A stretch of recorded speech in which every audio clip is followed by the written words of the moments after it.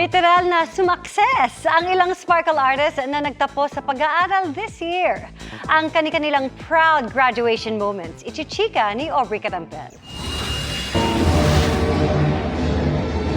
Nagtapos na ng elementarya ang sparkle child star na si Rafael Landicho. Very proud sa kanyang newest achievement si Rafael dahil nakagraduate siya with honors. Ipinost ni Rap ang kanyang graduation photos with his diploma at suot ang kanyang medalya. May litrato rin siya kasama ang kanyang Mommy Marie.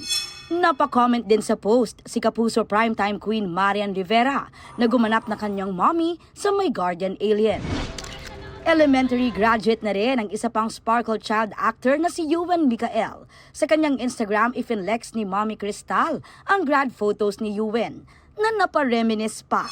Proud mommy raw siya at pinaalalahanan ng anak na nagsisimula pa lang ang kanyang journey at lagi siyang nasa tabi ng anak na mahal daw niya.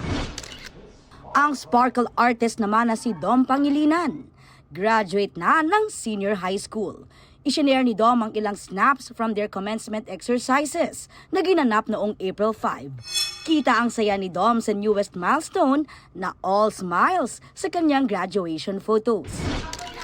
Sumakses din si Status by Sparkle content creator Chef Elite Manaig na officially graduate na rin ng Professional Culinary Arts and Kitchen Management. Sa isang Instagram video, nag-share si Chef Elite ng highlights mula sa kanilang graduation day. Talaga namang nagbunga raw ang kanyang passion, dedication and hard work, pati na pagod at puyat. Elite Frisha Manaig.